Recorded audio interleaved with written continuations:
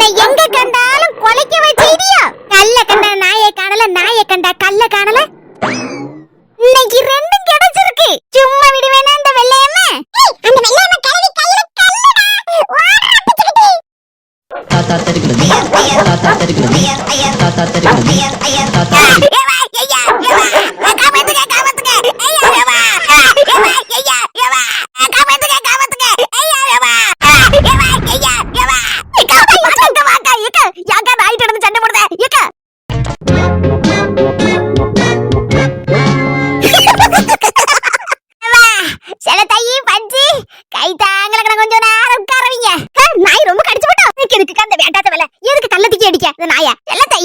கல்ல கண்டா நாயை காணல, நாயை கண்ட கல்ல காணலன்னு சரி இந்த கூத்துதான் நடக்கு.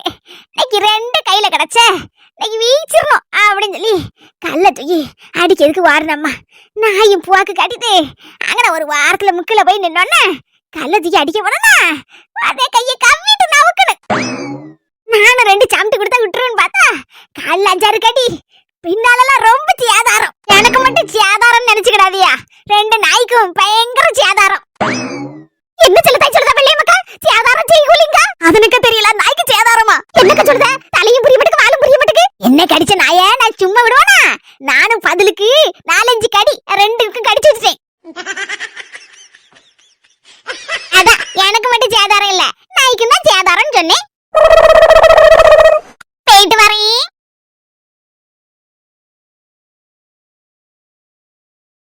அநேகமா நான் கடிச்ச நாயி இன்னமா உசுரோட இருக்கும், எப்பவா மேல வச்சு ஆந்திருக்கும். அம்முக டும்முக அமால் டுமால். ஓகே சார், ரொம்ப தேங்க்ஸ் சார். யாழினி அம்மா எங்க? கட்டப்பையோட போனாங்க, என்கிட்ட எதுவும் சொல்லல. ஒருவேளை காய்கறி எதுவும் வாங்க போயிருக்காங்கன்னு நினைக்கிறேன். என்ன நின்னுட்டு இருக்க? உட்காரு.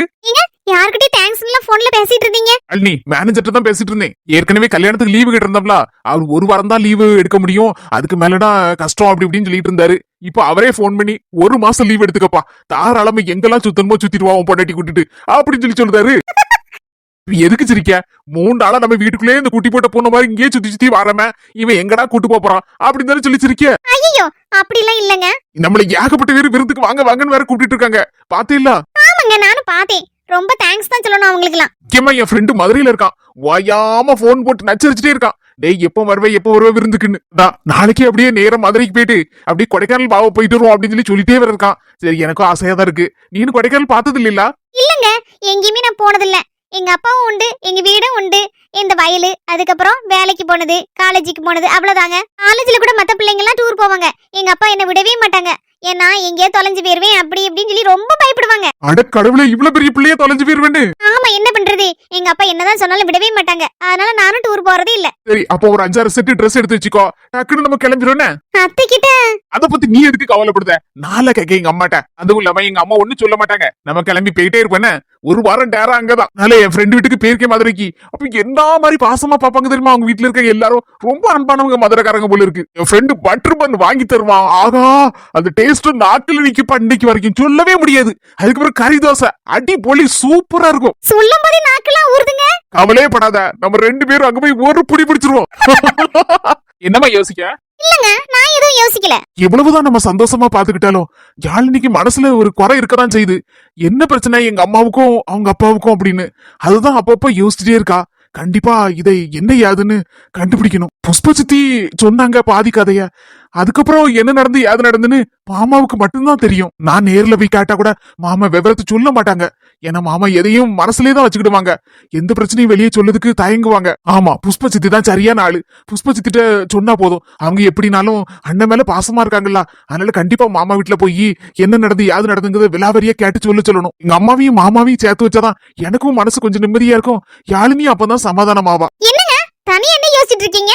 ட்ரெயின்ல போகவா இல்ல பஸ்ல போகவா, அதான் யோசிச்சுட்டு இருக்கேன். ட்ரெயின்ல சின்ன பிள்ளை இருக்கிறப்ப போயிருக்கேன், அதுக்கப்புறம் எங்கேயுமே போனதில்ல. ட்ரெயின்ல போலாமா? மேடம் சொன்ன பிறகு மறுதேச்சியது ட்ரெயினை பிடிக்கும், மதுரைக்கு போறோம் நாளைக்கு. எங்க அண்ணன் வந்துட்டு அம்மல இருக்க, அவ வரல, அவன் மட்டும்தான் வந்திருக்கான். அவள் வர மாட்டா, அவள் வர மாட்டா. உங்க எல்லாருக்கும் பெரிய வணக்கத்தை போட்டுக்கிட்டேன். இங்க எல்லாரும் நான் எப்பவுமே நன்றி கடன் பட்டவளா இருப்பேன். ஏன்னு தானே கேக்கிய? அன்னைக்கு லேசா மனசு உடைஞ்சி லைட்டா ஒரு வார்த்தை சொன்னேன், என்ன யாருமே தேடலையான்னு. உடனே நிறைய பேர் கமெண்ட்ல போட்டு தூள் பறத்திட்டியா. நீலாம்பரி உனக்கு நான் இருக்கமான்னு பாருங்க. ஒன்னு ரெண்டு பேரும் யாசி கிழிக்குது, எனக்கு காதுல குளத்த செய்யுது. அதெல்லாம் காதுல வாங்கின கதைக்கு ஆகுமா? சில பேர் கமெண்ட்ல போட்டிருந்தியா நீலாம்பரிக்கு கதையை ஜோலியா முடிச்சிருங்கன்னு. சரி, உங்களுக்கும் ரொம்ப நன்றி. ஏன்னா என் நடிப்பு பிடிச்சிருக்கு பத்தியலா, அதனாலதானே சொல்லுங்க. தனிப்பட்ட முறையில உங்களுக்கு எனக்கு என்ன விரோதம் சொல்லுங்க பாப்போம். இதெல்லாம் பார்க்கும்போது ரொம்ப சந்தோஷமா இருக்கு. இன்னொரு கப்பு பூஸ்ட் குடிச்ச மாதிரி இருக்கு, ஜம்முன்னு இருக்கு. இதுல ஒரு டபுள் சந்தோஷம், டபுள் தமக்கா எனக்கு அடிச்சிருக்கு. என்னன்னா எங்க அண்ணன் மட்டும் தான் வீட்டுக்கு வந்திருக்கா. அந்த கியூட் கேர்ள் வரல வீட்டுக்கு. அப்படிதான் அவ அம்மா வீட்டுல செட்டில் ஆயிட்டா. ஏன்னா அவ அண்டா குண்டா வடல போயிருக்கா.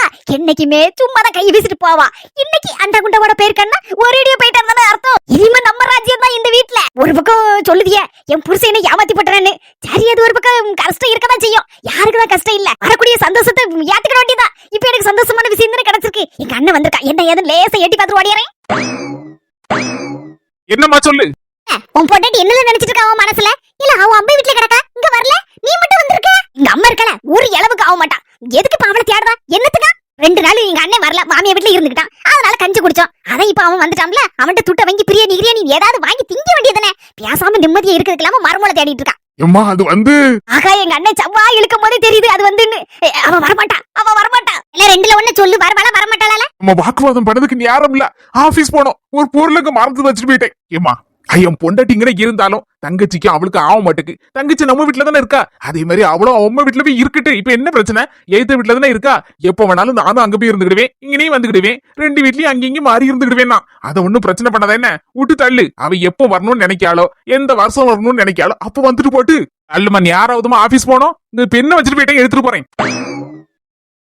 அவன் பாட்டுல மாமியார் வீட்டுல தங்கிட்டு போட்டோம். இங்க வந்து டெய்லி நமக்கு செலவுக்கு மட்டும் துட்டு கொடுத்துட்டு போட்டோம். நம்ம வீட்டுல இருப்போமா, நிம்மதியா இருக்கலாமா. அவ போட்டுல அம்மா வீட்டுல இருக்கட்டும். எதுக்குமா அவளை கூப்பிடுத நீ? ஆமட்டி டீ சொல்லுது சரிதான். என்னடி வாய பழக்க?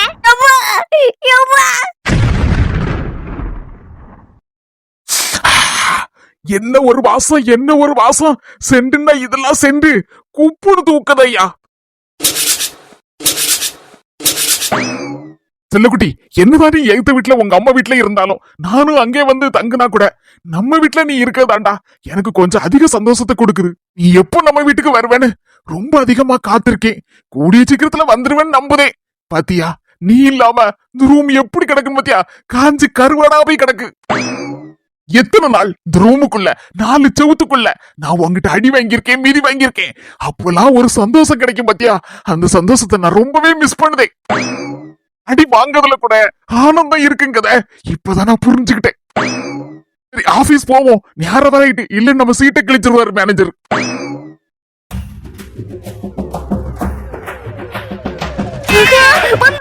வந்துட்டா.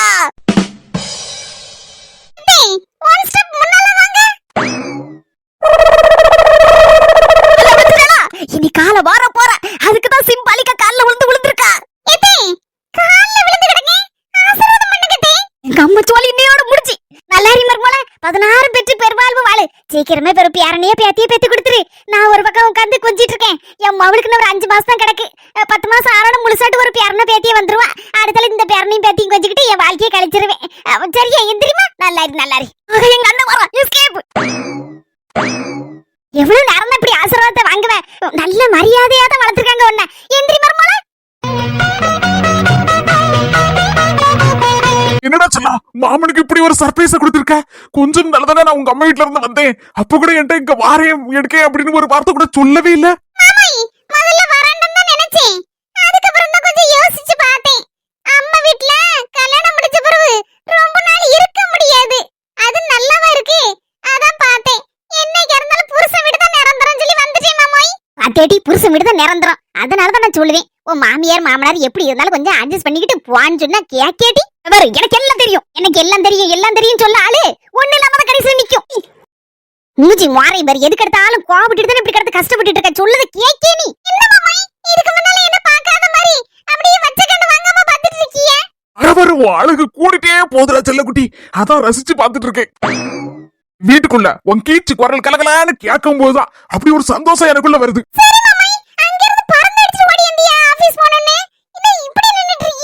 எப்போ வருவியோ, மாச கணக்குல ஆக போதோ வருஷ கணக்குல ஆக போதோ, பிரச்சனை நீண்டுகிட்டே போகுமோன்னு நினைச்சேன். நல்ல வேலை சட்டு புட்டுன்னு நினைச்சு முடியறதுக்குள்ள கண்ணுக்கு முன்னா வந்து நிக்க பாத்தியா. எனக்கு ஒண்ணுமே ஓடல, கையும் ஓட மட்டும் கால் ஓட மட்டுக்கு. அந்த சந்தோஷத்துல தான் நின்னுட்டு இருக்கேன். சரி போயிட்டு ஆபீஸ் போயிட்டு நீங்க லீவ் போட்டேன்னு வச்சுக்கியா, சீட்டை கிழிச்சிருவாரு மேனேஜர். சரி மாமாய், பாத்து எடுத்து போயிட்டாங்க. மாமாய் ஹெல்மெட் போட்டு போங்க. பைக்ல வச்சிருக்கேன்டா, போட்டுட்டு போயிருவேன். வீட்ல முக்கியமான ஆளு வானா மாதிரி தலையை எட்டி பார்த்துச்சு, தலையை கடல அண்ணி கொடுத்த கிஃப்ட் கொண்டு போய் கொடுக்க வேண்டியது முத வேலை. சும்மா இருக்க என்ன சொரியதுக்குனே வாரா, சொரிஞ்சா அவ்வளவுதான். இன்னைக்கு அவளை பிராண்டிடுவேன். நானும் எல்லாரையும் மாதிரி நல்லவளா இருக்கணும்னு நினைக்கேன், ஆனா இவ இருக்க விட மாட்டேக்கா. இவ என்ன வில்லி ஆக்கிறதுக்குனே இருக்கா. வரட்டும், இன்னைக்கு பாத்துருக்க ரெண்டுல ஒண்ணு. எல்லாரும் பாத்துட்டு இருக்கிய, ஒரு நியாயத்தை சொல்லுங்க. சும்மா ஒருத்தி நான் இருந்துட்டு இருக்கேன், என்ன வந்து சண்டைக்கு இழுக்கிறதுக்குனே வாரா. நான் சும்மா இருப்பனா, வில்லியா மாறுவேன். உடனே எல்லாரும் என்ன ஏசுது. இதெல்லாம் நடக்குங்க. சரி நடக்குது, நடக்கட்டும், அவ வரட்டும். அதுக்கப்புறம் இன்னைக்கு என்ன நடக்குங்கிறத மட்டும் பாத்துட்டீங்க. இந்த இடமே ரணகளமா ஆக போகுது.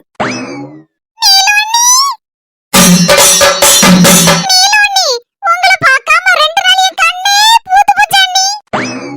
ஏ கொக்க மக்கா, இவ சண்டைக்கு வருவான்னு பார்த்தா 2 நாள் என்ன பார்க்காம கண்ணு பூத்து போச்சுங்க. இளவணி, உங்களுக்காண்டி ஸ்பெஷலா ஒரு gift கொண்டு வந்திருக்கேனா. ஆகா, எலி எதுக்கு டவுசரை போட்டுட்டு எலிஃபண்ட் மேல நின்னு டிஸ்கோ டான்ஸ் ஆடுதுன்னு தெரியலையா. நீங்க என்ன மனசுல நினைக்கியான்னு சொல்லட்டுமா உங்ககிட்ட? இப்போ உனக்கு என்னதான் பிரச்சனை? நான் என்ன மனசுல நினைச்சேன்னு சொல்லு பாப்போம். ஆகா, எலி எதுக்கு டவுசரை போட்டுட்டு எலிஃபண்ட் மேல நின்னு டிஸ்கோ டான்ஸ் ஆடுதுன்னு தெரியலையா அப்படின்னு தானே யோசிச்சிய. இந்த மனசுல நினைக்கதானே செஞ்சோம். அதுக்கு நீ எப்படி சொன்னா? மூதேவி, மைண்ட் வைஸ்ல பேசுறேன்னு நினைச்சிட்டு சத்தமா பேசுது. பக்கத்துல நிக்க எனக்கு காது கேட்காதக்கா. இப்போ உனக்கு என்னதான் பிரச்சனை? ஸ்பெஷல் gift உங்களுக்கு அண்ணி கொண்டு வந்தேன். உங்க மேல நான் எவ்வளவு பாசம் வச்சிருக்கேன், அத நீங்க புரிஞ்சுக்கிடவே மாட்டீங்களே. ச்சே, நம்ம மேல கொஞ்சம் அன்பா தாயா இருக்கா. நம்ம முட்டா பீஸ் மாதிரி புரிஞ்சுக்கிடாம இருந்திருக்கோம். 2 நாள் என்ன பார்க்கலன்னு சொன்னா கொஞ்சம் கண்ணு பூத்துதான் போய் கிடக்கு போல இருக்கு. கண்ணெல்லாம் ஒரு மாதிரி இருக்குல்ல, கலங்கி போய் இருக்குல்ல. அங்கெல்லாம் ஃப்ரீனா பினாயிலே குடிப்போம். பிரியாணி கிடைச்சா சும்மா விடுவோமா? எப்படியோ சாப்பிடுறதுக்கு ஏதாவது கிஃப்ட கொண்டு வந்திருந்தா கூட கொள்ளலாம். நமக்கு அதெல்லாம் வேணும். 2 நாள் காஞ்சி எடுத்து கிடக்கும், நல்ல வாய்க்கு சோறு இல்லாம ஏதாவது திங்கிற மாதிரி ஏதாவது கிஃப்ட கொண்டு வந்திருந்தா ஒரு புடி பிடிச்சிடலாமே. ஒருவேளை ஆடிக்கு லீவ் போட்டிருக்காம்ல, துணிமணி ஏதாவது எடுத்துட்டு வந்தானா சரி, அதையும் வாங்கி குடுத்துக்கிடுவோம். எதுக்கு விடுவானே? ஆசா பணமா ஃப்ரீயா கிஃப்ட் கிடைச்சா விடுவானா? அடியே நீலாம்பரி, ஈனி இழிச்சிட்டு போய் கிஃப்ட வாங்கிறத. ஏற்கனவே 1-2 பேர் கமெண்ட்ல போட்டிருக்காங்க, இவெல்லாம் வில்லியா, இவெல்லாம் ஒரு டம்மி பீஸ்னு. இப்ப போய் இழிச்சிட்டு கிஃப்ட வாங்கினா இவளும் நம்மள டம்மி பீஸ் ஆக்கிடுவான். கொஞ்சம் கருக்கு முறுக்குன்னு மூஞ்ச வச்சுக்கிட்டு தான் போய் கிஃப்ட வாங்கணும். பாவி, அங்க வேற மூஞ்சியை மாறி விட்டிட்டு நிக்கல. இவ எங்க இருந்து கிஃப்ட வாங்குவா? எப்படியாவது வாங்க வச்சிரணும்னு அண்ணி சொல்லிருக்காங்களே. இவ கிஃப்ட வாங்க வச்சதானே இவள அடுத்த ஸ்டெப்புக்கு கொண்டு போலாம். இப்போ என்ன, இந்த கிஃப்ட நான் வாங்கணும் அப்படிதானே? ஆசையா வாங்கின கிஃப்ட். சரி, உங்களுக்கு பிடிக்கலன்னா பரவாயில்ல, நான் நீல அன்னிக்கு கொடுக்கலாம்னு நினைச்சேன். இப்ப சின்ன பண்ணி அன்னிக்கு கொண்டு கொடுக்கலாம்னு நினைக்கேன். இப்போ நீ வேற என் கால உலாத குறைய கெஞ்சி கூத்தாடிட்டு கிடக்க. சரி, கொண்டு அந்த கிஃப்ட. ரொம்ப தேங்க்ஸ் அண்ணி. இருக்கட்டும் இருக்கட்டும். போய் ஒரு கப் காஃபி போட்டு கொண்ட சூடாட்டு. அந்த உடனே திமிர ஆரம்பிச்சிட்டாளே.